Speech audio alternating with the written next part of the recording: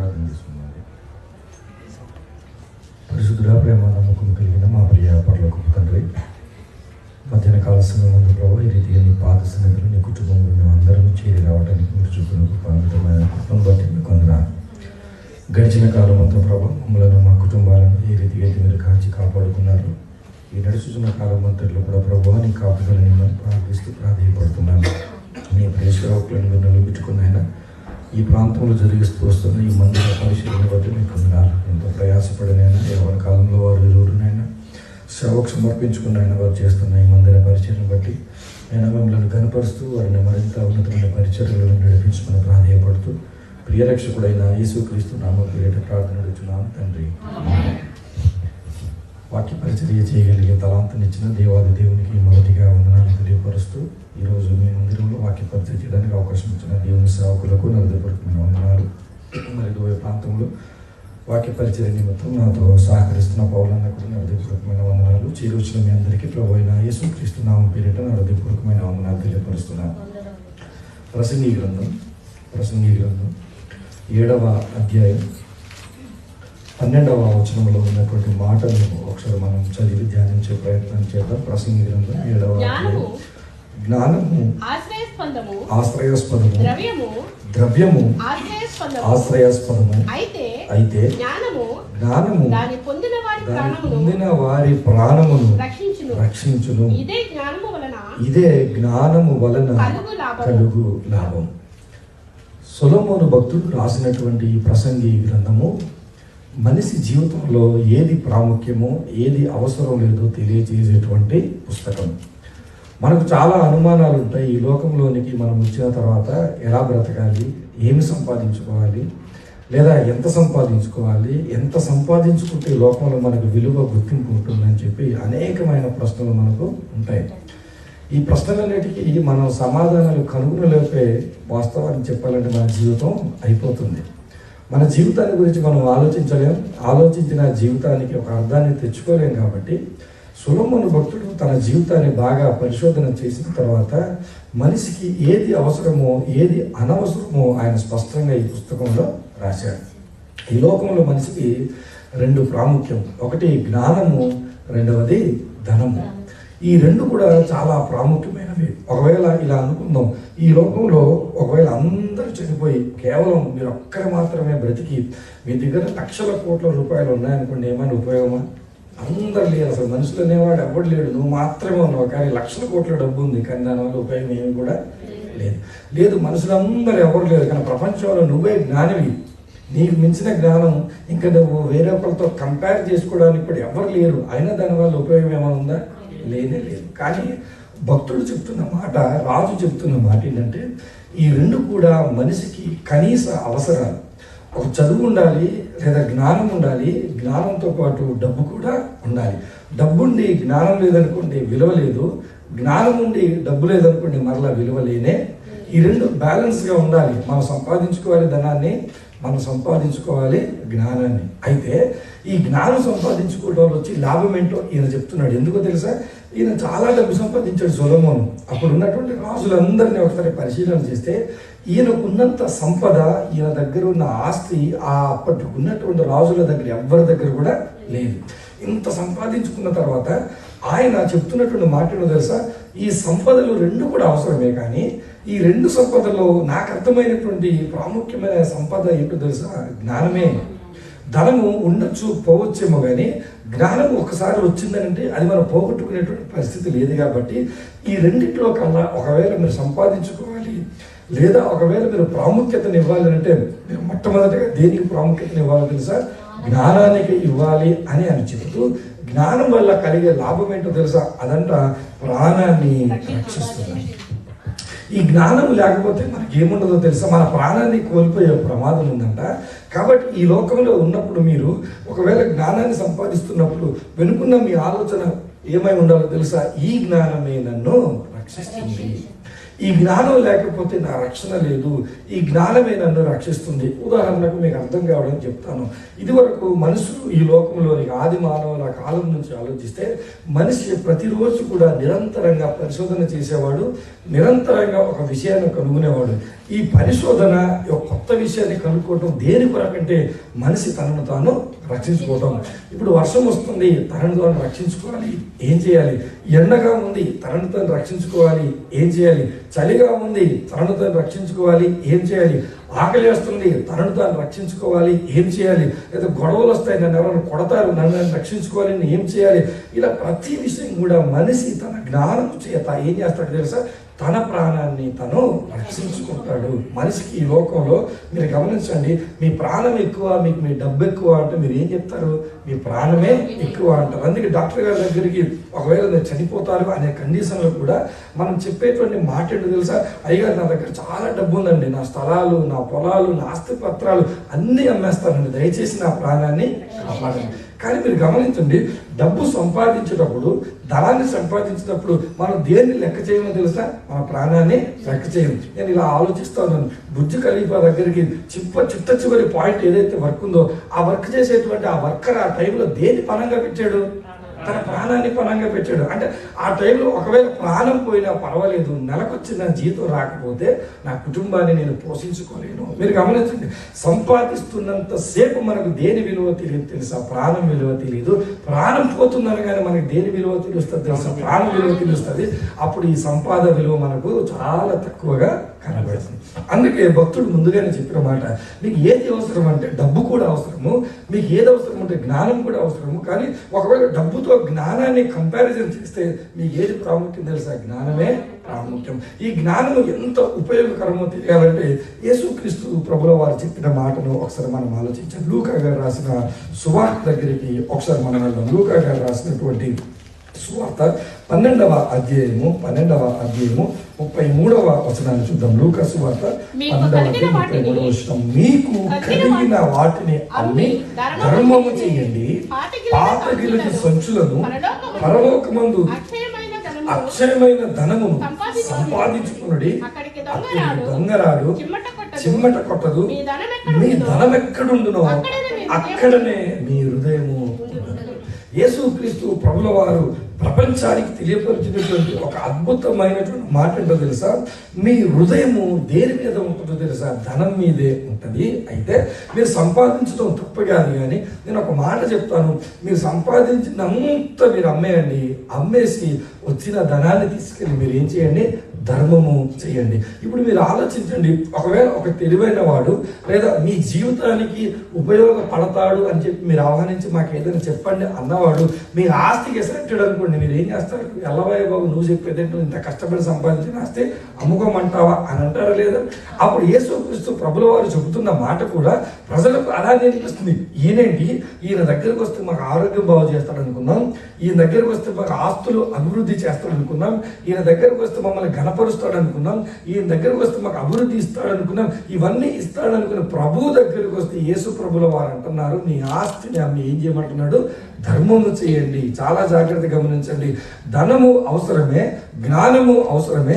యేసుక్రీస్తు ప్రభుల వారు జ్ఞానంతో చెప్తున్నటువంటి మాట, మీరు మీకు దగ్గరున్న అంత అమ్మి ధర్మం చేస్తే మీ దగ్గరున్నవన్నీ మీరు మార్చేసి మీరు చేయాల్సింది తెలుసా? పరలోకమందు మీరు జ్ఞానాన్ని మీరు సంపాదించుకోండి, పరలోకమందు మీరు ధనాన్ని మీరు సంపాదించుకోండి. ఇలా చెప్తాను నేను. పరలోకమందు ధనాన్ని సంపాదించడం అంటే అదంత సులువైన విషయమా?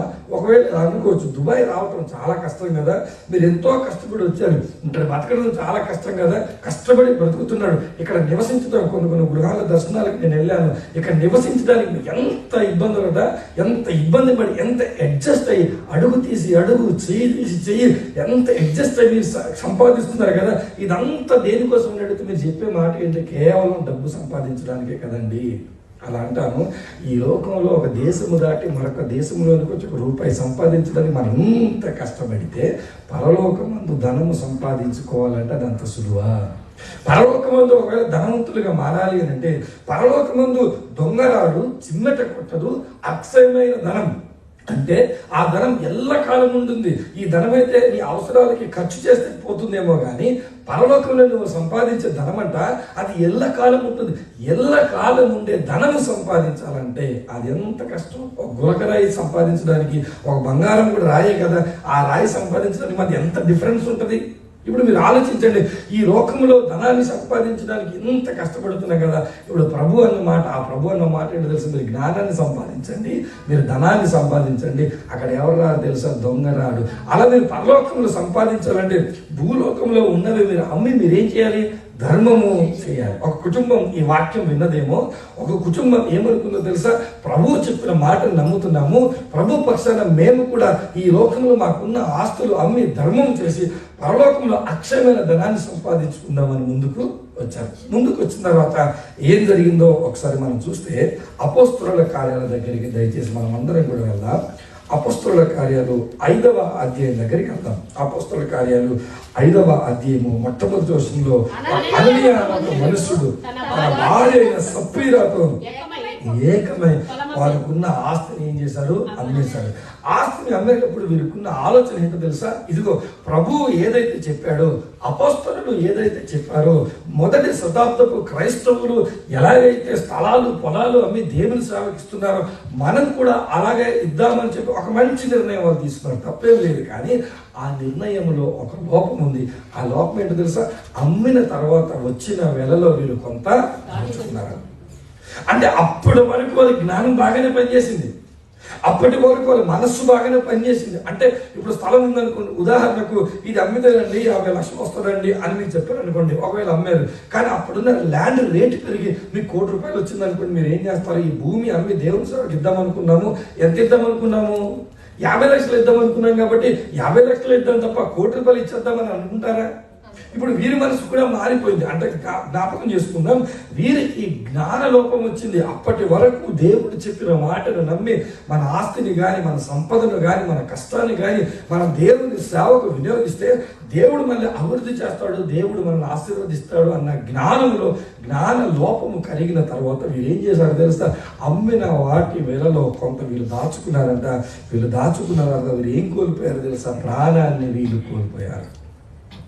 నేను ఒక విషయం చెప్తాను, ఈ లోకంలో ₹1 సంపాదించడానికి మీరు ఎంత కష్టపడినప్పుడు దేవుని దగ్గర నుంచి వచ్చి ఒక ఆశీర్వాదం మీరు పొందాలన్నా, దేవుని దగ్గర నుంచి మీరు ఘనత పొందాలన్నా, దేవుని దగ్గర నుంచి మీరు అభివృద్ధిని పొందాలన్నా అది ఊరికే రాదు సుమా. దానికి కూడా మనం ఎంతో ప్రయాసపడాలి.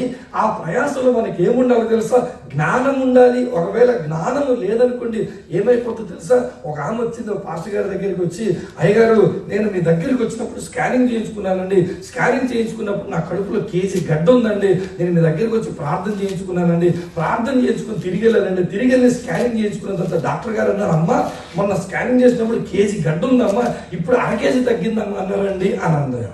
అప్పుడు పాస్టర్ గారు, అమ్మ నువ్వు కానుకల బాక్స్లో కానుకేసావా అంటే, అవునే గారు 12,000 నాకు కానుకేయమన్నారండి, కానీ నేను 6,000 కానుకేసానండి అని చెప్పి ఆమె అంది. అప్పుడు పాస్టర్ గారు వెంటనే అన్నారు, మిగతా 6,000 కూడా నువ్వు వేసేస్తే నీకు మిగతా అర కేజీ గడ్డ కూడా.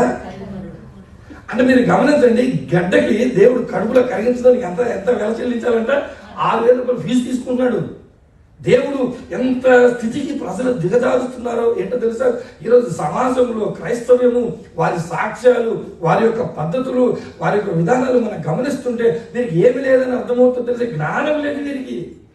వీరికి జ్ఞానం ఉంటే మహోన్నతుడైన దేవుడు, ఎర్ర సముద్రాన్ని చీల్చిన దేవుడు, యోర్దాను నది మీద నడిపించిన దేవుడు, ఎరికో గోడలను పడగొట్టిన దేవుడు, రాజ్యంలో రాజులందరినీ పక్కకు సమూహాలను ధ్వంసం చేసి ఇశ్రాయేలుకి వాగ్దానం ఇచ్చిన దేవుడు, తినడానికి తిండి, కట్టుకోవడానికి బట్ట, వాళ్ళ యొక్క చెప్పులు అరగలేదు, వారి బట్టలు ఏమవ్వలేదు, వారి బిడ్డలకు ఏమి కాలేదు, ఆరోగ్యం సమృద్ధి అన్ని ఇచ్చిన దేవుడు ఎలాంటి స్థితికి ఈరోజు దిగజారుస్తున్నామో తెలుసా. ఒక ఆమె వచ్చిన జుట్టు పెరగాలండి కాబట్టి మీరు ప్రార్థన చేయండి, ఒక ఆమె వచ్చిన గోర్లు పెరగాలండి మీరు ప్రార్థన చేయండి, ఒక ఆమె వచ్చి నేను పొడవు పెరగాలండి, ఒక ఆయన వచ్చి నా పొట్ట తగ్గాలండి అంటే మీరు గమనించండి, ఏమి లేదు ప్రజలకు, జ్ఞానం లేదు. దేవుని దగ్గర మనం తమాషా చేయకూడదు సుమా, దేవుని దగ్గర మనము అజాగ్రత్తతో వ్యవహరించకూడదు సుమా. మనం అడిగే ప్రార్థన అవసరత, మనము చెప్పే సాక్ష్యము, మనం చేసేటువంటి పనులు, వీటన్నిటిని కూడా దేవుడు జాగ్రత్తగా అబ్జర్వ్ చేస్తాడు. పాత నిబంధన గ్రంథంలో ఇశ్రాయేలుకి 10 ఆజ్ఞలు ఇచ్చినప్పుడు ఒక ఆజ్ఞగా ఏం చెప్పాడు తెలుసా, యెహోవా నామమును వ్యర్థముగా మీరు ఎక్కడ పడితే అక్కడ నా పేరు ఇష్టం వచ్చినట్టుగా మీరు వాడకూడదు, వాడేరా, తస్మాత్ జాగ్రత్త అన్నాడు ఇశ్రాయేలుకి దేవుడు. ఈరోజు క్రైస్తవ విశ్వాసిగా మనం గమనించాల్సి ఏమి తెలుసా?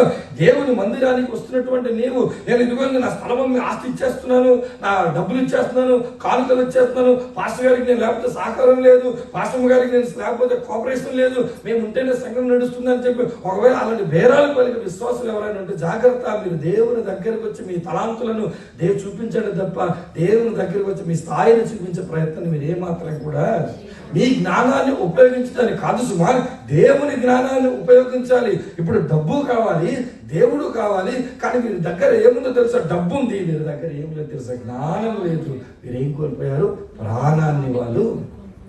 అందుకంటా ఉన్నాడు పేతురు భక్తుడు 3వ వచనంలో. అప్పుడు పేతురు, అననీయా, నీ భూమి వెలలో కొంత దాచుకొని నువ్వు ఎవరిని మోసకొచ్చే ప్రయత్నం చేసావు తెలుసా?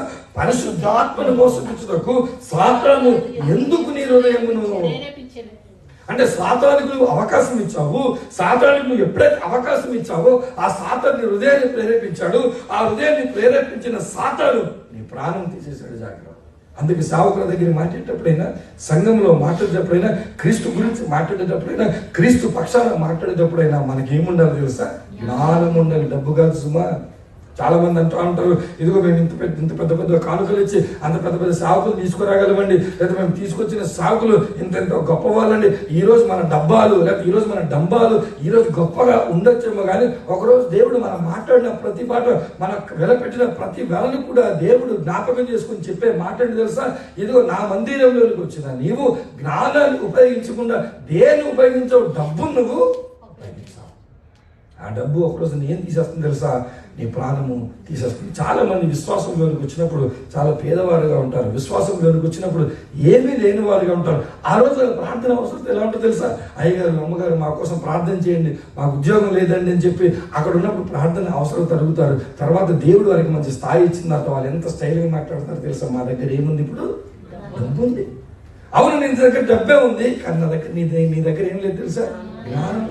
డబ్బు వస్తే జ్ఞానం పోతుంది. ఎప్పుడైతే డబ్బును నువ్వు చూస్తున్నావో నీ దగ్గర నుంచి జ్ఞానం పోతుంది. కానీ భక్తుడు చెప్తున్నాడు, రెండు అవసరమే, రెండింటిని ఉంచండి. ధనం ఉందా ఉంచండి, జ్ఞానం ఉందా ఉంచండి, కానీ విలువ దేనికి ఇస్తారు తెలుసా? జ్ఞానానికి ఇవ్వండి. ఆ జ్ఞానం నీ డబ్బును కాపాడుతుంది, ఆ జ్ఞానం నీ ప్రాణాన్ని కూడా కాపాడుతుంది. లేని ఎడల దేవుని దగ్గరికి వచ్చారండి, మంచి నిర్ణయం తీసుకున్నారండి. దేవునికి కాదికిచ్చి ప్రాణాలు కోల్పోవటం ఏంటండి? అననీయ సప్పీరా కానుకిచ్చి ప్రాణాలు కోల్పోయారు. ఒకవేళ నేను అంటాను, ఒకవేళ వారు కూడా మిగతా వారి వల్ల ఏ రకంగా కానుక ఇవ్వకుండా సైలెంట్గా బ్రతికేవారేమో. దేవుని దగ్గరికి వచ్చి కానుక ఇచ్చి వారు ఏం కోల్పోయారు తెలుసా? ప్రాణాలు కోల్పోయారు. అంటే మీరు గమనించండి, మొదటి శతాబ్దపు సంఘానికి ఈ సంగతి తెలిసిన తర్వాత సంఘం అంతా కూడా గడగడ వణికిపోయారు. అయ్యో, అననీయ సప్పీరా అంట దేవుని దగ్గరికి వచ్చారంట, దేవుని దగ్గరికి వచ్చి కానుకిద్దాం అనుకున్నారంటే ఇచ్చి ప్రాణాలు కోల్పోయారు. అంటే మనం నమ్ముతున్న దేవుడు, మనం ఆచరిస్తున్న విశ్వాసము, మనం అనుసరిస్తున్నటువంటి క్రీస్తు ప్రభుల వారి గురించి మనం ఎలా ఉండదు తెలుసా? చాలా సీరియస్గా ఉండాలి తప్ప ఏదో ఆదివారం వెళ్ళాము, వచ్చేసాము, పాస్టర్ గారు ఉన్నారు, ఆరాధన జరుగుతున్నాయి, కార్యక్రమాలు జరుగుతున్నాయి, వస్తున్నామా అని చెప్పి ఒక క్యాజువల్గా ఏమాత్రం ఉండటానికి వీలు లేదు. మొదటి శతాబ్దపు సంఘం ఎంత తీవ్రమైనటువంటి భక్తి జీవితాన్ని వారు జీవించారో కొన్ని సంగతులను నేను మీకు చూపిస్తాను. తెస్సలోనికీయులకు రాసినటువంటి మొదటి పత్రిక దగ్గరికి వెళ్దాం. తెస్సలోనికీయులకు రాసినటువంటి మొదటి పత్రిక మొదటి అధ్యాయము 10వ వచనాన్ని చూద్దాం. మొదటి అధ్యాయం 10వ వచనం. మీ యుద్ధ తెస్సలోనికీయులకు రాసినటువంటి మొదటి పత్రిక మొదటి అధ్యాయం 10వ వచనం. మీ యుద్ధ మా కెట్టి ప్రవేశం కలిగను, అక్కడి జనులు మమ్మల్ని గూర్చి తెలియజెప్పుచున్నారు, మరియు మీరు విగ్రహములను విడిచిపెట్టి జీవము గలవాడును సత్యవంతులనుగును దేవునికి దాసులకును దేవుడు మృతుల నుండి లేపిన యేసు అనగా రాబో ఉగ్రత నుండి మనల్ని తప్పించుతున్న ఆయన కుమారుడైన యేసు పరలోకం నుండి వచ్చిన ఎదురు చూచుటకును మీరేలాగూ దేవుని వైపు తిరుగుతురు ఆ సంగతి మీకు వారే. తెస్సలోనికీయులారా, మీరు దేవుని దగ్గరికి ఎలా వచ్చారో తెలుసా? విగ్రహ ఆరాధనను విడిచిపెట్టి మీరు వచ్చారు. మీరు దేవుని దగ్గరికి ఎలా వచ్చారో తెలుసా? ఇంతకుముందు మీ విశ్వాసం ఉంది. ఆ విశ్వాసం ఎటువంటి విశ్వాసమో తెలుసా? ఆ విశ్వాసాన్ని కాదని ఇంకో విశ్వాసంలోనికి వెళ్తే ఆ విశ్వాసంలో ఉన్న శాపాలు, ఆ విశ్వాసంలో ఉన్న కష్టాలు, ఆ విశ్వాసంలో ఉన్నటువంటి భయంకరమైన విషయాలన్నీ మీ జీవితంలో జరుగుతాయని వాళ్ళని భయపెట్టినా సరే, ఒకవేళ ఈ దేవుడిని కాదని యేసుక్రీస్తు ప్రభుని ఆరాధిస్తే మిమ్మల్ని చంపేస్తామన్నా సరే, ఒకవేళ గ్రామ బహిష్కరణ చేస్తామన్నా సరే, ఒకవేళ కుల బహిష్కరణ చేస్తామన్నా సరే, ఒకవేళ కుటుంబం నుంచి వెలివేస్తామన్నా సరే, ఒకవేళ ఇదిగో మన గొప్ప కులానికి చెందిన వాళ్ళను ఆ తక్కువ జాతికి చెందిన దేవుడిని నమ్ముతావా అని అన్నా సరే, అన్ని మాటలు మనసులో పెట్టుకున్నారు. ఎవరో తెలుసా? తెస్సలోనికే ప్రాంత ప్రజలు. మీరెన్నైనా చెప్పండి సార్, కానీ మేము యేసుక్రీస్తు ప్రభుల వారి దగ్గరికి వెళ్తున్నాం. మీరు ఎన్ని మాటలైనా అనండి సార్, మీరు ఎంత చీప్గా మమ్మల్ని చూడండి సార్, మిమ్మల్ని మరి అంతనే ఒప్పించండి సార్. ఎందుకో తెలుసా? మేము నమ్ముతున్న విశ్వాసము అది ఎలాంటి విశ్వాసం తెలుసా? జీవము గల దేవుడి దగ్గరికి మేము వెళ్తున్నాం. ఇప్పటి వరకు మేము చేసిన ఆరాధన కావచ్చు, ఇప్పటి వరకు మేము చేసిన భక్తి కావచ్చు, ఇప్పటి వరకు మేము ఇచ్చిన కానుకలు కావచ్చు, ఇదంతా మేము జీవము లేని వాటికి మేము చేస్తాము. ఇప్పుడు జీవము కలిగిన దేవునికి వెళ్తాం. ఆయన దగ్గర రూపం లేదు, ఆయనకి స్వరూపం లేదు, ఆయన ఆత్మ అయినాడు. ఆత్మ అయిన దేవుని ఆరాధించడానికి మేము వెళుతున్నాము అని చెప్పి తెస్సలోనిక సంఘం అంట ఎన్ని ఇబ్బందులైనా సరే ధైర్యంగా ముందుకు వచ్చారు. అలా ధైర్యంగా అనేక మంది మొదటి శతాబ్దంలో వారి విగ్రహాలను విడిచిపెట్టి, అనేక మంది ఇతర విశ్వాసులను విడిచిపెట్టి సత్యము తెలుసుకొని అనేక మంది ప్రజల్లోనికి వస్తుంటే ప్రజల్లో ఎలాంటి మార్పు వచ్చిందో తెలుసా? అపోస్తలుల కార్యాల దగ్గరికి మనం వెళితే, అపోస్తలుల కార్యాలు 19వ అధ్యాయం దగ్గరికి మనం వెళ్దాం. అపోస్తలుల కార్యాలు 19వ అధ్యాయము 23వ వచనాన్ని చూస్తే, ఆ కాలమునందు క్రీస్తు మార్గమును గూర్చి చాలా ఏమైందంటే అల్లరి. ఈ రోజు మీరు గమనిస్తున్నారు కదా, భారతదేశంలో కానీ కొన్ని ఇతర ప్రాంతాల్లో కానీ ఎలాంటి అల్లర్లు జరుగుతున్నారు. ఏమండి, మేము మళ్ళీ మతం మార్చట్లేదండి, కేవలం యేసు ప్రభు గురించి చెబుతున్నామని అన్నా సరే వాళ్ళు మనల్ని కొడతారు. ఏమండి, మేము మీకు ఏం చెప్పట్లేదండి, నైతిక విలువలు బోధిస్తున్నామండి అన్నా సరే వాళ్ళు వచ్చి మన చర్చిలను ఏం చేస్తారు? ధ్వంసము చేస్తారు. ఇప్పుడు గమనించండి, ఈ పరిస్థితులు మొదటి శతాబ్దంలో కూడా చాలా అల్లరి కలిగిందంట. అల్లరి ఎందుకు కలిగిందయ్యా అని చెప్పి ఆ స్టోరీలోనికి వెళ్తే, ఆ స్టోరీలో ఏముందో తెలుసా? వ్యాపారం ఉంది. ఆ వ్యాపారం ఏంటో తెలుసా? అక్కడ ఒక దేవత ఉందంట. ఆ దేవత విగ్రహాలను తయారు చేసుకునేటువంటి కంసాలి వాళ్ళందరూ కూడా ఉన్నారంట. వీరందరూ ఆలోచన ఏంటో తెలుసా? ఒకవేళ మీరు ఈ దేవతను ఆరాధించకుండా, ఈ దేవుని ఆరాధించకుండా నిజమైన దేవుని వైపు కానీ మీరు వెళ్ళిపోతే మనం ఏం కోల్పోతాం తెలుసా? జీవనోపాధిని కోల్పోతాం. మనకు రావాల్సిన లాభాన్ని మనం కోల్పోతాం. మనకు రావాల్సిన డబ్బులు మనం కోల్పోతాం. మనము డబ్బులు కోల్పోతాం. కాబట్టి ఏ మాత్రం కూడా క్రీస్తు మార్గంలో ప్రజలు వెళ్ళడానికి వీలేదని వీరందరూ కూడా కంకణం కట్టుకున్నారంట. మీరు జాగ్రత్తగా గమనిస్తున్నారా? ఈరోజు భక్తి అంతా దేని చుట్టూ తిరుగుతుందో తెలుసా? డబ్బు చుట్టే తిరుగుతుంది. ఏ విశ్వాసమైనా చూడండి, ఏ దేవుని సేవకుడు, దేవుని పరిచారకుడు, లేదా నేను ఒక దేవునికి మీకు మధ్య ఉన్నటువంటి మధ్యవర్తి అనేటువంటి ప్రతి వ్యక్తులు కూడా ఈరోజు దేనికి దాసోహం అయిపోతున్నారు అంటే ధనానికి దాసోహం అయిపోతున్నారు. అందుకే తిమోతి పత్రికలో తిమోతి భక్తుడికి పౌలు గారు జ్ఞాపకం చేసినటువంటి మాట నేను జ్ఞాపకం చేస్తాను. తిమోతికి రాసిన మొదటి పత్రిక 6వ అధ్యాయము 5వ వచనం చూస్తే, చెడిపోయిన మనస్సు కలిగి సత్యహీనులై దైవభక్తి ఏమనుకుంటున్నారంట? లాభ సాధనం అనుకుంటున్నారు. ఒక పాస్టర్ గారు అన్నారంట, అమ్మా నువ్వు నాకు 10,000 కానుక ఇవ్వాలన్నాడు. అయ్యగారు నా దగ్గర లేవండి, చాలా కష్టాలు ఉన్నానంటే, నేను అప్పులు తీర్చుకోలేకపోతున్నానండి అంటే, అలా కాదమ్మా, దేవుడు నిన్ను మాత్రమే నాకు చూపించాడు, నువ్వు ఖచ్చితంగా నేను ఇవ్వాలి, 10,000 ఇవ్వాలి. అలా కాదండి, నా దగ్గర లేదండి లేదండి లేదండి అని చెప్తారు. లేదు దేవుడు చూపించాడు నువ్వు ఇవ్వాల్సిందని పట్టుబెట్టాడంట. ఆఖరికి అప్పు చేసి 10,000 ఆవిడ తీసుకెళ్ళిందంట. ఈవిడ 10,000 వెళ్ళి ఇచ్చే సమయానికి అక్కడ ఆల్రెడీ ఇంకా 4 ఉన్నారంట. ఈ 4 మొత్తం పాస్టర్ గారి కానుకలు ఇచ్చి తిరిగి వచ్చేటప్పుడు మాట్లాడుకున్నారని నీకు చెప్పాడు పాస్టర్ గారు. అవును నాకు చెప్పాడు. ఏమని చెప్పాడు? నాకు నువ్వు మాత్రమే కనబడ్డావు, 10,000 ఇమ్మన్నాడు. నాకు నువ్వు మాత్రమే కనబడ్డావు, 10,000. ఇలా 5 దగ్గర తీసుకున్నాడు ఆయన 50,000. ఆ విషయాలు వింటున్నప్పుడు, ఆ విషయాలు సరాసరి నాలాంటి వాడి దగ్గరికి వచ్చినప్పుడు ఎలా రెస్పాండ్ అవ్వాలో కూడా నాకు అర్థమే. ఒక మనిషి మరొక మనిషిని సేవ కోసం అడగొచ్చు, ఒక మనిషి మరొక మనిషిని కుటుంబ పోషణ కోసం, సేవకుల కోసం అని అడగొచ్చు. కానీ దేవుడిని బూచిగా పెట్టి, దేవుని అడ్డంగా పెట్టి, ఈరోజు క్రైస్తవ విశ్వాసంలో నేను ఉన్నాను కాబట్టి, క్రైస్తవ సేవకుడిని కాబట్టి నా విశ్వాసంలో జరిగింది నేను చెప్తున్నాను. నా విశ్వాసం కాకుండా ఇతర విశ్వాసాల దగ్గర మీరు వెళ్ళండి, నువ్వు కోడి తీయలేదనుకో అయిపోద్ది అని చెప్తాడు. కోడిని తీసుకెళ్ళండి. నువ్వు నేను ఇచ్చింది కట్టుకోలేదనుకో నీ పని అయిపోద్ది, నువ్వు కట్టుకోవాలంట. అంటే మనిషిని భక్తి పేరిట ద్వేషిస్తూ, మనిషిని భక్తి పేరిట దోచుకుంటున్నటువంటి ఈ తరుణంలో యేసుక్రీస్తు ప్రభుల వారి లోకంలోనికి వచ్చాడు ఆయన. ఆయన ఊరికే పరలోకంలో ఆయన ఉన్నటువంటి స్థానాన్ని, పరలోకంలో ఆయనకున్న మహిమలను, పరలోకంలో ఆయనకున్న ఘనతను ఆయన విడిచిపెట్టి రాలేదు. ఎందుకు వచ్చాడో తెలుసా? నా పేరిట, దేవుని పేరిట ప్రజలను దోచుకొని తింటున్న వారి మధ్యకు వెళ్ళి దైవ ప్రత్యక్షత అంటే ఏంటో, దేవుడు అంటే ఏంటో, దేవుని ఎలా ఆరాధించాలో, దేవుని ఎలా పూజించాలో, దేవుని కోసం ఎలా బ్రతకాలో చూపించి వెళ్ళిపోతానని యేసుక్రీస్తు ప్రభుల వారు వచ్చారు. ఊరికే ఆయన రాలేదు, ఊరికే మన మందిరానికి మనము రావట్లేదు. ప్రజలందరూ కూడా దైవభక్తి పేరుతో మోసపోతున్నప్పుడు ప్రేమల సంఘం అని చెప్తున్నాను తెలుసా? క్రైస్తవ విశ్వాసంలో ఉన్న నీవు ఈరోజు నువ్వు నచ్చితే కానిస్తావు, నచ్చకపోతే నువ్వు కానికో. నేను ఎవ్వరు కూడా ఫోర్స్ చేయరు, నేను ఎవరు కూడా బలవంత పెట్టరు. విశ్వాసం బయటికి వెళ్ళి మీరు చూడండి ఎన్ని రకాలుగా మోసాలు జరుగుతున్నాయో, ఎన్ని రకాలుగా దోపిడీ జరుగుతుందో మీకు తెలియదు. కానీ క్రైస్తవ విశ్వాసంలోకి వచ్చిన తర్వాత దేవుడు నీ నుంచి ఆశిస్తుంది ఏంటో తెలుసా? నీవు ఇచ్చే డబ్బు కాదు. ఒకవేళ దేవుడు నీ నుంచి ఆశించే డబ్బు అయితే అననీయ, సప్పీరా ఎంతో మంది ఇచ్చారు, ఎనగై పేతురు అని ప్రభు అనవలసింది. కానీ పేతురుతో ప్రభు అన్నమాట వద్దు. అతని డబ్బు తీసుకోవడానికి ఏ మాత్రం కూడా వీలు లేదే. ఇస్కరియోతు యూదా కూడా ఒకరోజు ద్రోహం వల్ల సంపాదించినటువంటి డబ్బుతో ఏం జరిగిందో తెలుసా? దేవునికి ఘనత ఏమాత్రం కూడా రాలేదు. దేవుడికి నీవిచ్చే డబ్బు కాదండి, దేవునికి ఏమి కావాలో తెలుసా? నువ్వు కావాలి. నువ్వు అనుకుంటావేమో ఆదివారం చర్చికి నేను వెళ్ళకపోతే ఇదిగో సంఘం జరగదు, ఆదివారం సంఘానికి నేను వెళ్ళకపోతే పరిచర్య ముందుకు వెళ్ళదు. నీ సావుకుడైనా, నీ సావుకుడైనా నీ వెంట పడుతుంది కరెన్సీ కోసం కాదు, నీ డబ్బు కోసం కాదు, నీ కోసమే.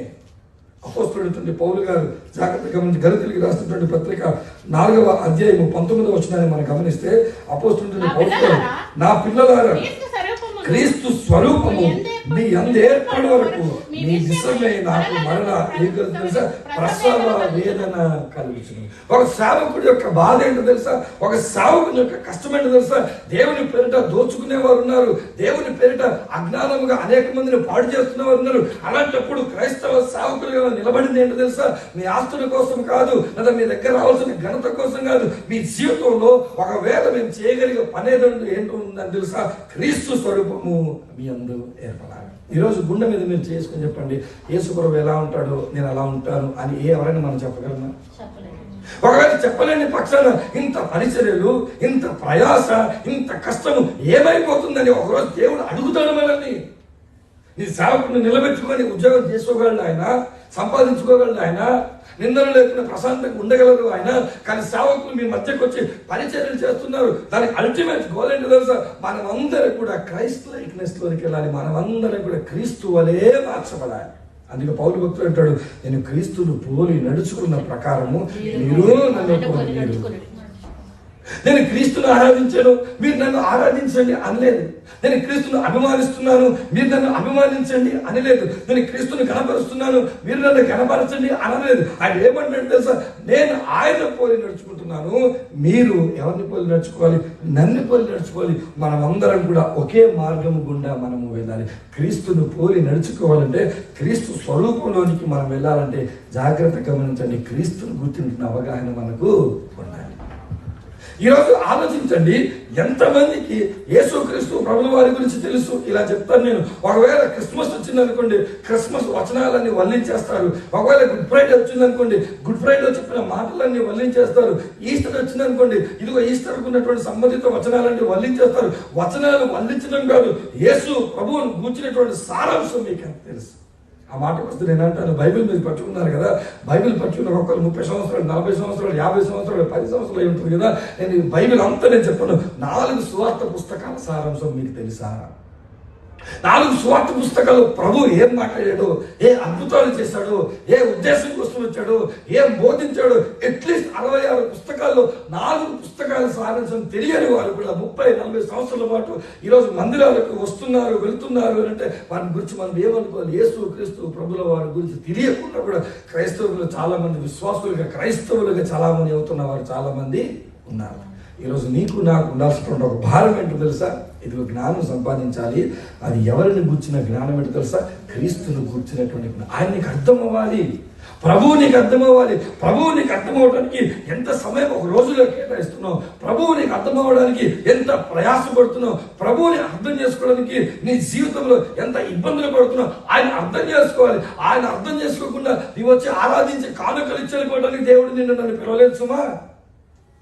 ఒక భక్తుడు ఈ లోకంలోనికి వచ్చి ఆరాధించి కాదుకించి వెళ్ళిపోయే విశ్వాసం కాదు. ఒక భక్తుడు లోపలికి వచ్చేటప్పుడు తిరిగి వెళ్ళిపోయేటప్పుడు ఎలా తెలుసా? క్రీస్తు వలె తిరిగి ఎలా అంటాను, ఇదిగో మనం తిరిగి వెళ్ళిపోయిన తర్వాత ప్రపంచానికి మనం ఏమి ఇవ్వాలో తెలుసా? క్రీస్తును మాత్రమే ఇవ్వగలగాలి. నా జీవితంలో నేను సంపాదించుకున్నానండి క్రీస్తును, నా జీవితంలో నేను ప్రభువుని నా జీవితంలో సంపాదించుకున్నాను. ఆయన సంపాదించుకున్న తర్వాత ఆయన వాక్య జ్ఞానం వచ్చిన తర్వాత ఆధ్యాత్మికంగా మోసపోయేటువంటి అనేక మోసాల నుంచి నేనేమయ్యాను? బయటపడ్డాను. కారణం ఏంటంటే నేను ఆయన్ని సంపాదించాను. పౌలు గారి బాధ ఏంటి తెలుసా? ఇది ఒక ప్రసవ వేదన పడుతున్నాడంట. ఒక తల్లి తన గర్భం నుంచి ఒక బిడ్డను భూమి మీద ఉద్భవింపజేయడానికి ఒక తల్లి ఎన్ని ఇబ్బందులు పడుతుందో, ఆ తల్లి కష్టాలన్నీ కూడా ఒక వ్యక్తిని క్రీస్తులోనికి మార్చడానికి, ఒక వ్యక్తిని క్రీస్తులో నిలబెట్టడానికి, ఒక వ్యక్తిని క్రీస్తు సంబంధుడిగా మార్చడానికి ప్రయాసపడుతున్నప్పుడు ప్రేమతో నేను అడుగుతున్నాను, ఆ ప్రయాసకు సహకరించే బిడ్డలుగా మీరు ఉన్నారా? క్రీస్తు వలె మారాలి, క్రీస్తు వలె మేము మా జీవితాలను నిర్మించుకోవాలి, క్రీస్తు వలె మేము సమాజానికి కనబడాలి. ఒకవేళ క్రీస్తుని గురించి చెప్పాలంటే అది నా జీవితంలో చూడండి అని చెప్పగలిగే స్థాయి నాకు రావాలండి అనేటువంటి విధానంలోనికి మనం వెళ్ళకపోతే గమనించుకోండి, మనం ఎంత భక్తి చేసినా ఆ భక్తి అంతా ఏమైపోద్దంట? పేతురు గారు మాట్లాడుతూ అంటాడు, పేతురు గారు రాసిన పత్రికలో అసలు మన జీవితము దాని విలువ ఏంటో తెలుసా అని ఆయన జ్ఞాపకం చేస్తాడు. పేతురు గారు రాసిన మొదటి పత్రిక పేతురు గారు రాసిన మొదటి పత్రిక 1వ అధ్యాయము 24వ వచనం చూద్దాం. సర్వ శరీరులు గడ్డిని పోలిన వారు వారి అందమంతయు గడ్డి పువ్వు వలె ఉంది, గడ్డి ఎండును దాని పువ్వు రాలును, అయితే ప్రభువు వాక్యం ఏమవుతుందంట? ఎల్లప్పుడూ. పేతురు భక్తుడు చెప్తున్న మాట, అసలు మన జీవితానికి ఏం విలువ ఉందో తెలుసా? అసలు మన జీవితానికి విలువేం లేదు, కానీ మన జీవితంలో మనం సంపాదించిన జ్ఞానం ఉందే, మన జీవితంలో మనం సంపాదించిన వాక్యం ఉందే, మన జీవితంలో మనం సంపాదించిన క్రీస్తు ఉందే, అదంతా ఎప్పుడూ నిలిచిపోయింది. అంటే నువ్వు ఎలాంటి సంపాదన సంపాదించాలి తెలుసా? నిలిచిపోయే సంపాదన సంపాదించాలి. ప్రేమపూర్వకంగా నేను ఒక మాట చెప్తాను, మీరు భారతదేశంలో ఉంటే భారతదేశంలో ఉన్న కుటుంబ వ్యవస్థ ప్రకారంగా మన గృహంలో మనం ఇంత ఫ్రీగా దేవుని వాక్యాన్ని చదువుకునే అవకాశం ఉండదు. మీకు ఇక్కడ మాత్రమే పని, మీరు వండుకోవటం, తినటం, ఆ రెస్ట్ ఆఫ్ ద టైం అంతా మీకు కేవలం దేవుని కొరకు మీరు ఉపయోగించగలిగితే, ప్రార్థనలు మీరు సమయాన్ని ఉపయోగించగలిగితే, వాక్యాన్ని ఉపయోగించుకునే సమయాన్ని గడపగలిగితే, ఒక మాట చెప్తాను, తిరిగి మీరు ఎప్పుడైనా రిటైర్మెంట్ అయిపోయి ఇదిగోండి ఇక మేము సెలవు ఇచ్చేసి మేము దుబాయ్ నుంచి వెళ్ళిపోతున్నామని చెప్పి మీరు ఇండియాకి వస్తే, ఇండియాకి వచ్చిన తర్వాత మీరు ఎంత సంపాదించారో దాన్ని బట్టి కాదు మీకు గర్వం రావాల్సింది. దేని బట్టి రావాలి తెలుసా? దుబాయ్లో ఉన్న 20-30 ఏళ్ల కాలం ప్రార్థన జీవితాన్ని కట్టుకున్నాను, దుబాయ్లో ఉన్న 20-30 ఏళ్ల జీవితం వాక్యాన్ని సంపాదించుకున్నాను, ఆ వాక్యము ప్రార్థనతో నా రెస్ట్ ఆఫ్ ద లైఫ్ నేను బ్రతుకుతాను అని చెప్పి మీరు బ్రతికితే, ఒక మాట చెప్తాను, మీ కొడుకులు మీ కూతుర్లు లేకపోతే మీ వాళ్ళు మిమ్మల్ని చూసుకుంటారో లేదో నాకు తెలియదు, కానీ దేవుడు మిమ్మల్ని మాత్రం చూసుకుంటాడు. కష్టపడ్డా. ఇంకో మాట కూడా చెప్పాలి, మీ కొడుకులు కూతుర్లు చూడరామా, అది గుర్తెట్టుకోండి. మీరు తిరిగి వచ్చిన తర్వాత మీ ఆస్తి పత్రాలు ఎప్పుడు జాగ్రత్తగా రాసుకుందామా, భూములు ఎప్పుడు వాళ్ళ పేరు మీద మార్చుకుందామా, బ్యాంకులో ఉన్నటువంటి బ్యాలెన్స్ ఎప్పుడు ట్రాన్స్ఫర్ చేసుకుందామా, ఒక లాకర్లో పెట్టిన గోల్డ్ తీసుకుందామా, అదే మనసుతో ఉన్నారు వాళ్ళు. ఎందుకంటే అక్కడ అదే వాళ్ళు అలవాటు చేసుకున్నారు. మా అమ్మ బాబు అక్కడ ఉన్నారు, వాళ్ళు పంపిస్తారు, ఓపిక ఉందని పంపిస్తారు. వాళ్ళు పోయిన తర్వాత చెవులు లాగైనా మేము చెవులు ఎట్టుకుందామని మనస్తత్వంలో ఉన్న వారి కొరకే మీరు సంపాదన కొరకు ఈ లోకంలో ఉంటే, దేవుని ప్రేమను బట్టి దేవుని సాగుని చెప్తున్నాను, మీరు ఎంత కష్టపడి ధనం సంపాదిస్తున్నారో ఇక్కడున్నప్పుడే దేవుని జ్ఞానాన్ని మీరు సంపాదించండి. ఆ దేవుని జ్ఞానాన్ని సంపాదించిన తర్వాత దేవుడు మనకు ఘనతనిస్తాడు. ఒకసారి అపోస్తలుల కార్యాలలో ఒక సందర్భం జరిగింది. అపోస్తలుల కార్యాలు 14వ అధ్యాయం దగ్గరికి మనం వెళ్తే, అపోస్తలుల కార్యాలు 14వ అధ్యాయము 7వ వచనం దగ్గర లుస్త్రలో బలహీన పాదములు కలిగిన ఒక వ్యక్తి ఉన్నాడు. అతడు పుట్టినది మొదలుకొని కుంటివాడై ఉన్నాడంట, నడవలేక కూర్చునే ఉంటాడంట. అతడు పౌలు మాట్లాడుతా ఏం చేశాడంటే, పౌలును చూడలేదు, పౌలు మాట్లాడుతున్నాడు. పౌలు ఏం మాట్లాడాడు? పౌలు దేవుని మాటలు మాత్రమే. ఈ దేవుని మాటలు మాట్లాడిన తర్వాత ఈ బలహీన పాదములు కలిగి అతను పుట్టినప్పటి నుంచి నా జీవితం మీకు ఎప్పటికీ మారదేమో అనే ఆలోచనలో ఉన్న వ్యక్తి జీవితంలో ఒక ఆశ కలిగిందంట. ఎలాంటి ఆశ కలిగింది తెలుసా? నేను స్వస్థపరచబడతాను అన్న ఆశ ఆయనకి కలిగింది. మీరు నిజంగా దేవుని జ్ఞానాన్ని సంపాదించుకోగలిగితే, మీరు నిజంగా ప్రార్థనలో నిలబడిగిన ఉంటే, రేపు పొద్దున మీరు వచ్చి ఎవరితో మాట్లాడితే మీ మాటల్లో ఏమి రాదు తెలుసా? గర్వం రాదు. ఈరోజు చాలా గర్వం వస్తుంది. ఈ విదేశాల నుంచి అప్పుడప్పుడు వచ్చి పెళ్లిళ్ళు, ఫంక్షన్లు, బర్త్డేలు చేసినప్పుడు మీ నోట్లో మీ బంగారం, మీ ఒంట్లో వీటన్నిటిని చూస్తున్నప్పుడు ఏం కనబడుతుంది? గర్వమే కనబడుతుంది. ఆ గర్వం రాదు. ఏమొస్తుందో తెలుసా? మీరు మాట్లాడితే అవతల వ్యక్తిలో విశ్వాసము కలుగుతుందంట. ఈ పౌలు మాట్లాడిన తర్వాత పుట్టినప్పటి నుంచి నేను ఇంకా మారనేమో అన్న వ్యక్తి జీవితంలో ఒక మార్పు కలిగిన తర్వాత అక్కడ ఉన్న ప్రజలందరూ కూడా అయ్యో దేవతలు మనుష్య స్వరూపం దాల్చి మన ఎద్దుకు దిగి వచ్చి ఉన్నారని కేకలు వేసి వారిని ఏమి చేయడానికి సిద్ధపడిపోయారు తెలుసా? సన్మానం చేయడానికి సిద్ధపడిపోయారు. సన్మానం చేయడానికి సిద్ధపడిపోయిన తర్వాత పౌలు ఆ తర్వాత బర్నబా మాట్లాడుతున్నటువంటి మాట 15 వచనం, అయ్యలారా మీరెందుకు ఇలాగ చేస్తున్నారు? మేము కూడా మీ స్వభావం వంటి స్వభావం గల నరులమే. మీరు కూడా ఈ వ్యర్థమైన వాటిని విడిచిపెట్టి ఆకాశమును భూమిని సముద్రమును వాటిలో ఉన్న సమస్తమును సృజించిన జీవం గల దేవుని వైపు తిరగవల్లని మీకేం ప్రకటిస్తున్నా? సువార్త ప్రకటిస్తున్నా. ఒక మాట చెప్తాను, జాగ్రత్తగా మనసులో పెట్టుకోండి. ఎవరో ఒక వ్యక్తి తన జీవితంలో సంపద గొప్పది కాదు, వాక్యమే గొప్ప, ధనము గొప్ప కాదు, ప్రార్థనే గొప్ప, ఈ లోకం గొప్ప కాదు, దేవుడే గొప్ప అని ఒక నిర్ణయం తీసుకొని ఆ వ్యక్తి సువార్త చెప్పటం వల్ల మనం క్రైస్తవులుగా మార్చబడ్డాం. ఎవరికో ఒక వ్యక్తి కలిగిన జ్ఞానము మనం రక్షణలో తీసుకొస్తే ఈ రోజు మనకు కలిగిన జ్ఞానాన్ని బట్టి మనము కూడా ఇతరులను ఏం చేయాలి తెలుసా? రక్షణలోనికి తీసుకొచ్చేవారుగా ఉండాలి. ఈరోజు క్రైస్తవులను చూస్తుంటే, క్రైస్తవ విధానాలు, క్రైస్తవ పద్ధతులు చూస్తుంటే, దేవుని ఆశీర్వాదాన్ని బట్టి, దేవుడిచ్చిన ఆధిక్యతను బట్టి ప్రపంచానికి దేవుని పరిచయం చేయవలసినటువంటి క్రైస్తవులు ప్రపంచంలో ఏం పొందుకుంటున్నారు తెలుసా? పేరును పొందుకోవడానికి, ఘనతను పొందుకోవడానికి, సన్మానాలు పొందుకోవడానికి, స్థాయిని పొందుకోవడానికి మీరు పడే ప్రయాసం ఉంటుంది. చూడండి, మీరు క్రిస్మస్లు చేయడానికి ఎంత లక్షల రూపాయలు పెడతారు, యానివర్సరీలు చేయడానికి ఎన్ని లక్షల రూపాయలు పెడతారు. ఏది చేసినా అల్టిమేట్ మీ ఇంటెన్షన్ ఏంటి? మా చర్చికి ఏం రావాలి? రాదు. ఈ రోజు వచ్చిన తర్వాత పోతుంది. దేవుడు కనపరచాలి మన సంఘాన్ని. అది చిన్నదే కావచ్చు, కార్యక్రమం నీకు స్వల్పంగానే కనపడవచ్చు, కార్యక్రమం గొప్పగా ఒకవేళ చేయొచ్చు, కానీ చేసిన తర్వాత ఆ ఘనత మనుష్యులు మాట్లాడుకునే ఘనత కాదు. అందుకే నేను చెప్తాను, వాక్యం అయిపోయిన తర్వాత బయటికి వెళ్ళగానే చాలా మంది సైతాన్ని ఎదురు చూస్తూ ఉంటారు. వాళ్ళు ఎవరు తెలుసా? వచ్చి బ్రదర్ చాలా బాగా వాక్యం చెప్పావు బ్రదర్ అని. ఎప్పుడైతే వచ్చి ఒకరు మనం పొగుడుతున్నారో ఒకటే గుర్తెట్టుకోండి, వీడు వెనకాల ఎవడున్నాడు? వాడు పొగిడడం మన జీవితం అయిపోయింది. అలా 10 మంది నోట్లో పడ్డ వరకు మన బతికైపోయినట్టు. మనం ఎప్పుడు కూడా దేవుని నుంచి ఘనత రావాలి, దేవుడు మనల్ని సన్మానించాలి, దేవుడు మనల్ని గుర్తించాలి. ఆ ఘనత చెందవలసింది ఎవరికి చెందాలో తెలుసు? ఆ దేవుడికే చెందాలి తప్ప ఇంకెవ్వరికి చెందడానికి వీలు లేనే. రోమిలికి రాసినటువంటి పత్రిక 1వ అధ్యాయం 21వ వచనాన్ని చూస్తే, రోమపత్రిక 1వ అధ్యాయం 21వ వచనం, మరియు వారు దేవుని ఎరిగి ఆయన దేవునిగా మహిమ పరచలేదు, కృతజ్ఞతాస్తుతులు చెల్లింపులు లేదు, కానీ తమ వాదనలో ఏమయ్యారంట? వ్యర్థులైపోయారు. చాలా మందికి దేవుడు తెలుసు, కానీ ఆ దేవుణ్ణి గణపరిచే విధానము తెలియదు. దేవుణ్ణి గణపరిచే విధానం ఏంటో తెలుసా?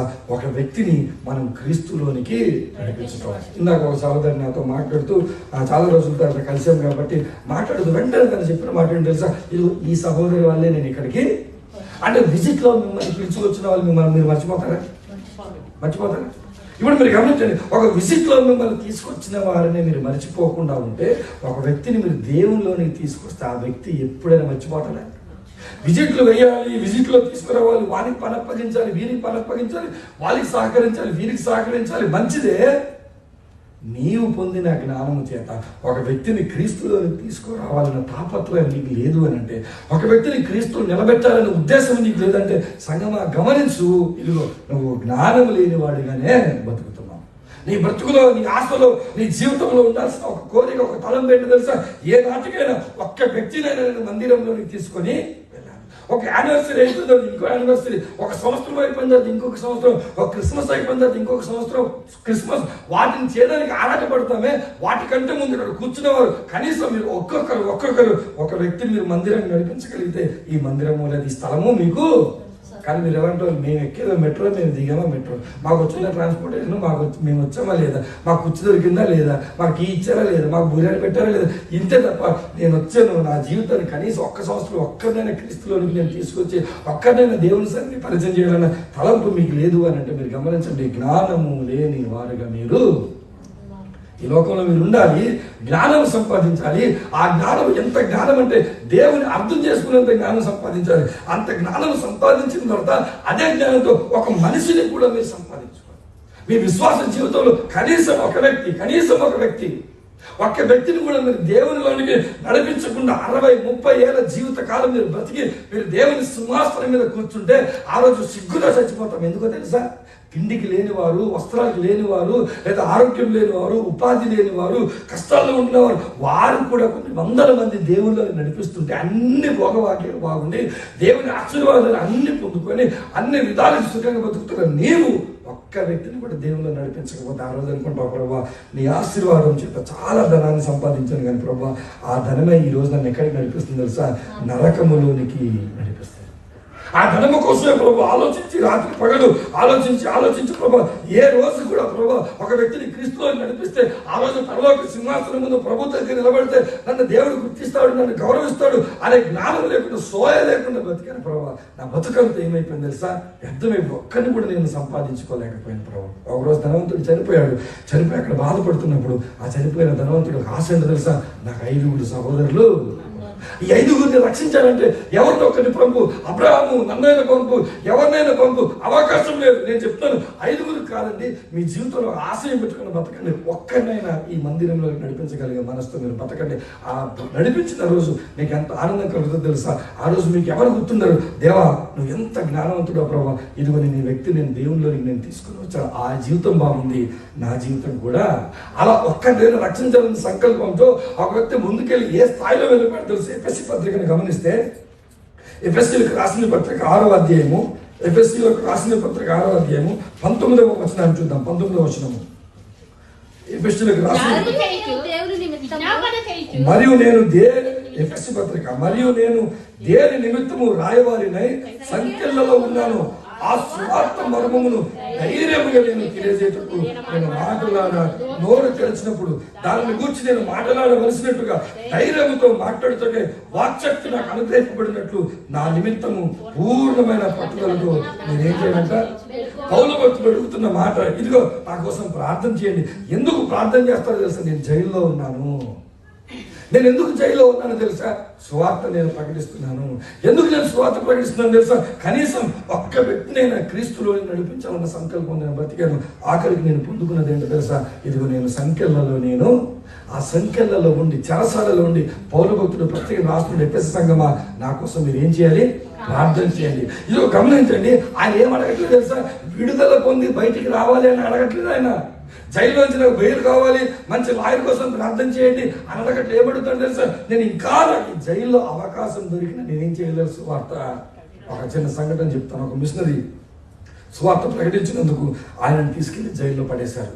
జైల్లో పడేసిన తర్వాత చిత్ర విచిత్రమైనటువంటి హింసలు వాళ్ళు పెడతా ఉన్నారు. చిత్ర విచిత్రమైన హింసలు పెట్టి వీళ్ళు ఇంకా కఠినంగా, అంటే క్రైస్తవ్యాన్ని వీడు విడిచిపెట్టాలని ఏం చేయాలంటే అనేక రకాలుగా హింసించి ఇలా కాదు అని చెప్పి ఆఫీసర్స్ అయితే ఎవరైతే ఉన్నారో వాళ్ళందరూ కూడా వాష్రూమ్స్ను ఉపయోగించుకున్నారు.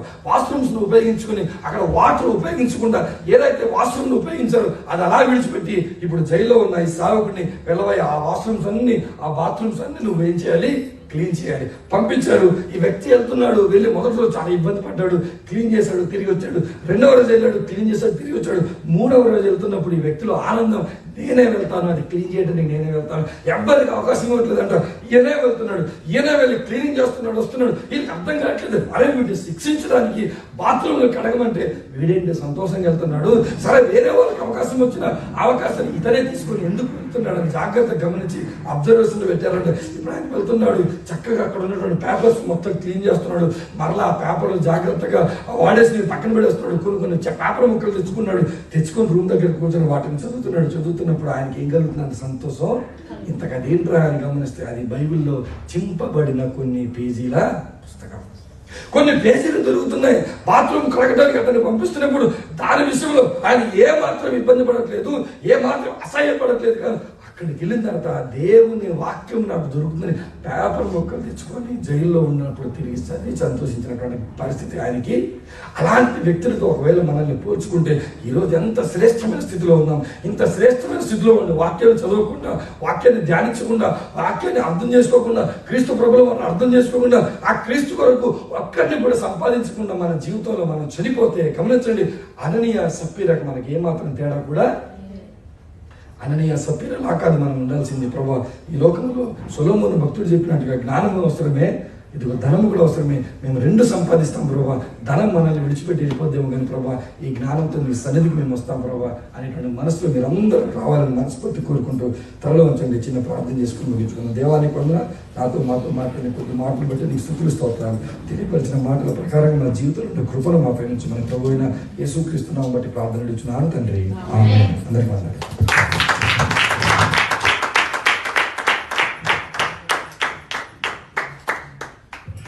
ప్రార్థన చేసుకుంటాం. పరిశుద్ధుని తండ్రి, ప్రేమ గల రజానికి వందనాలు, స్తోత్రాలు ప్రభువా. ఎందుకనుకో నీ ఉచితమైన కృపచేత మాత్రమే ఈ రీతిగా మమ్మల్ని అందరినీ సమకూర్చే ప్రభా. ఎత్తపడినటువంటి వాక్యం ప్రభా బిడ్డల జీవితంలో ఫలింప చేయమని ప్రార్థన చేస్తా ఉన్నాను ప్రభా. ఏదైతే మాతో వస్తుందో, ఏదైతే ప్రభా మా జీవితంలో ఉంటుందో చక్కగా రీతిగా ప్రభా నీ మాటలను వినిపించావు తండ్రి, నీకు స్తోత్రాలు. నీ బిడ్డలందరినీ బలపరచండి, సంఘాన్ని ప్రభా మీరు అభివృద్ధిపరచమని ప్రార్థన చేస్తా ఉన్నాను. ఇదిగో ఎంతో కష్టంతో నీ బిడ్డలు ఇక్కడ కూర్చొని ఉన్నారు ప్రభా. ఎన్నో సమస్యలతో నీ బిడ్డలు ఇక్కడ కూర్చొని ఉన్నారు. వారి సమస్యలన్నీ కూడా నీ నామములో తీరునుగా కానీ ప్రార్థన చేస్తా ఉన్నాను.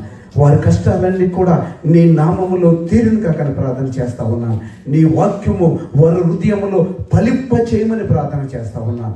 నీ వాక్యమును ప్రభా చేతపట్టుకుని నీ నామములో వర్ధిల్లునుగా కానీ ప్రార్థన చేస్తూ యేసు పరిశుద్ధ నామములో అడిగి వేడుకుంటున్నాను తండ్రి, ఆమేన్.